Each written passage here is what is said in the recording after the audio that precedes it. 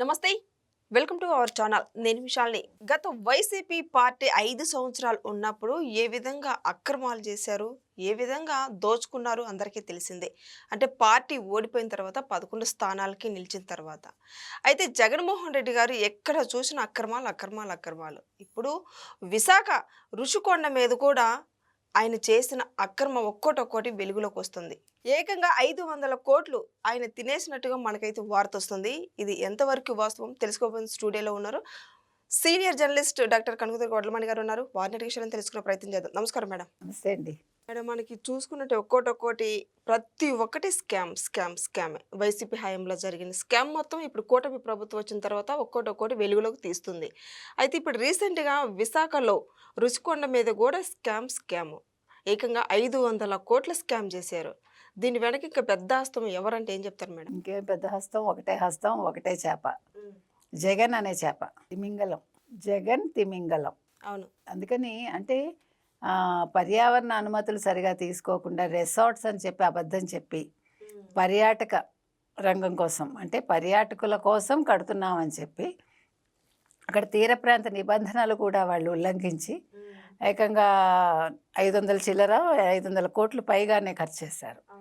చేశాక వాళ్ళు ఖర్చు చేసిందంతా తిన్నదంతా అనేది లెక్కలు తీయాలి. అయితే కూటమి ప్రభుత్వం వచ్చాక ఇప్పుడు మీకు తాజ్ వాళ్ళు, లీలా ప్యాలెస్ గ్రూప్ వాళ్ళు, తర్వాత ఫెమా వాళ్ళు, తర్వాత అట్మాస్కోర్ వాళ్ళు, ఇట్లా ఈ కంపెనీల వాళ్ళు ముందుకు వచ్చారు. మేము దాన్ని పర్యాటకంగా మార్చి దాన్ని నిర్వహిస్తామని. అంటే దీనివల్ల ఏం జరుగుతుంది అంటే ఏ డబ్బులైతే జగన్మోహన్ రెడ్డి తినేశాడో ప్రభుత్వ సొమ్ము, ఇప్పుడు ప్రభుత్వానికి లాభం వచ్చేలాగా వీళ్ళల్లో ఎవరికైనా వాళ్ళు ఇస్తారు. అంటే ఏ రకంగా ఇస్తారు అనే దాని మీద, ఏ రకంగా నిర్వహిస్తారు, లేకపోతే ఏం చెయ్యాలి, ఏం చేస్తారు అనే దాని మీద పయ్యావుల కేశవు, కందుల దుర్గేషు, బాలవీరాంజనేయ స్వామి వాళ్ళు వర్చువల్గా వాళ్ళు మాట్లాడుకున్నారు. మాట్లాడుకుని 26 వెళ్ళి అక్కడ అంటే రిషికొండ ప్యాలెస్ దగ్గరికి వెళ్ళి అక్కడ అసలు అనుమతులు ఏ రకంగా అవసరం ఉంటాయి, తర్వాత 2 భవనాలు పర్యాటక శాఖ కింద ఉంచుకుని తర్వాత ఆర్ట్ గ్యాలరీ, తర్వాత ఇంకొక దానికి 2వ భవనాన్ని వాడాలని వాళ్ళు నిర్దేశించుకుని మిగతావి వాళ్ళు ఎవరికి ఇవ్వాలి అనే దాని మీద ఇచ్చాక ఇంకొంచెం ఎక్స్టెండ్ చేయాలి.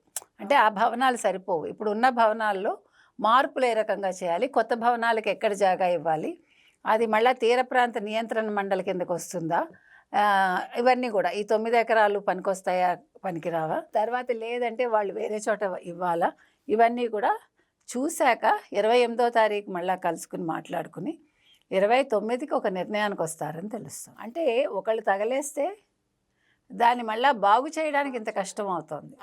ఆల్రెడీ ఉన్న రిసార్ట్స్ని వాళ్ళు నాశనం చేసి ఇన్కమ్ వచ్చేదాన్ని వాళ్ళ సొంత దానికి వాడుకుని, అంటే అక్కడికి వెళ్ళి మనం 9వ తారీఖు ప్రమాణ స్వీకారం చేసేసి అక్కడ క్యాంప్ ఆఫీస్ పెట్టేసుకోవాలని అనుకుని మళ్ళా దాని కాదు పర్యాటకం కోసం అని మళ్ళా మొన్న జగన్మోహన్ రెడ్డి గారు ఇటీవలే ఎవరన్నా పెద్దవాళ్ళు వస్తే ఉండడానికి అది తలమానికంగా ఉంది వైజాగ్లో, అందుకే కట్టించాము. నువ్వు పేదల పక్షాన కదా జగన్మోహన్ రెడ్డి. పేదల పక్షాన ఉండేవాళ్ళు ఇంతంత ఖరీదైన విల్లాలు లేకపోతే ఇంతంత ఖరీదైన ఏమంటారు భవనాలు కాదు, ఒక ప్యాలెస్ ఎలా కట్టిస్తారు? నువ్వు సామాన్యుడు కదా, నువ్వు చాలా అంతంత మాత్రం కదా. నువ్వు ప్యాలెస్ల్లో ఉంటావు, ప్యాలెస్లు కట్టిస్తావు, నీకు ఎక్కడికి వెళ్ళినా ఒక ప్యాలెస్ ఉండాలి, నీకు ఇల్లు క్యాంప్ ఆఫీస్ ఒకటే ఉండాలి, ఎందుకంటే అడుగు తీస్తే అడుగేయలేవు కదా, వయసు అయిపోయింది. నీకు పరదాలు ఉండాలి, చెట్లు కొట్టేయాలి, పర్యావరణం నాశనం చేసేయాలి. ఎవడైనా పర్యావరణాన్ని ఎలా పరిరక్షించాలని చూస్తారు, కానీ ఈయన పర్యావరణాన్ని ఎలా నాశనం చేసేయాలి, ప్రజలకు ఎలా ఇబ్బందులు తీసుకురావాలి అనే దాని మీద దృష్టి పెడతాడు. సో అందుకని వీటన్నిటిని దృష్టిలో పెట్టుకుని ఈ నాశనం చేసిన దాన్ని కొంచెం బాగు చేసి ప్రజలకు ఏ రకంగా పనికొస్తుంది, ఈ కంపెనీల్లో ఎవరికి ఇవ్వాలి, అవన్నీ కూడా వాళ్ళు నిర్ణయాలు తీసుకుంటారు. ఇదొక మంచి ముందడుగు. ఎందుకంటే 18 నెలలుగా దీన్ని ఏం చేయాలి అని ఒక తర్జన భర్జనలో ఉన్నారు. ఎందుకంటే జగన్మోహన్ రెడ్డి ఎలా కట్టించుకున్నాడంటే ఒక తన అవసరం మేరకే బెడ్రూమ్స్ కట్టించుకున్నాడు. పెద్ద పెద్ద హాల్స్ అవి దేనికి వాడడానికి ఉండదు. అంటే మీకు ఒక హోటల్గా చేయటానికి కూడా పనికిరాదు. అంటే ఇప్పుడు వీళ్ళు తగలేసిన దాన్ని అయితే ఇక్కడ మీరు ఇంకో మాట నన్ను అడగచ్చు, ఏమండి ఇప్పుడు వాళ్ళకి ఇవ్వడం వల్ల మళ్ళీ ప్రభుత్వం డబ్బులు ఖర్చు పెట్టాలా అని. అవసరం లేదు. మీకు పీపీపీ మోడల్ మెడికల్ కాలేజెస్ ఎలాగో ఇది కూడా అంతే. ఇప్పుడు పీపీపీ మోడల్లో మెడికల్ కాలేజెస్ కడతామంటే జగన్మోహన్ రెడ్డికి ఎందుకు బాధగా ఉందంటే, ఇప్పుడు వీళ్ళు అనుమతులు తెచ్చేసుకుని ఈ 3 ఏళ్లలో కొన్ని కాలేజెస్ రెడీ చేసేస్తారు. చేశాక మిగిలిన కాలేజీలు కట్టాలంటే ఒకవేళ నేను వస్తే, ఒకవేళ జగన్మోహన్ రెడ్డి వస్తే మళ్ళీ నేను తినటానికి ఉండదుగా ఆ బాధ. సో పీపీపీ మోడల్లో మెడికల్ కాలేజెస్ ఎలాగో అంటే ప్రైవేట్ వాళ్ళు తీసుకుని దాన్ని మెయింటైన్ చేస్తారు. అట్లాగే ఇక్కడ కూడా వాళ్ళు మెయింటైన్ చేస్తారు, వాళ్ళే కడతారు. దీని మోడిఫికేషన్స్ అంతా వాళ్ళు చేశాక, అందుకే వీళ్ళు కమిటీ ఏం చేసిందంటేనండి, మంత్రుల కమిటీ ఆదేశాలతో సిఆర్ఆర్ అథారిటీ, పర్యాటక, రెవెన్యూ శాఖలు, మహావిశాఖ నగరపాలక సంస్థ, Visakha metro reason development authority అధికారులు ఈ 26 నెలలు రిషికొండ భవనాలు కొండ కింద ఖాళీ భూముల్ని పరిశీలిస్తాయన్నమాట. ఈ వివరాల మీద మంత్రుల కమిటీకి 28న వర్చువల్గా సమావేశమయ్యి చర్చించి నివేదిక రూపొందిస్తారు. దాన్ని 29న జరిగే మంత్రిమండలి సమావేశంలో వివరిస్తారనమాట.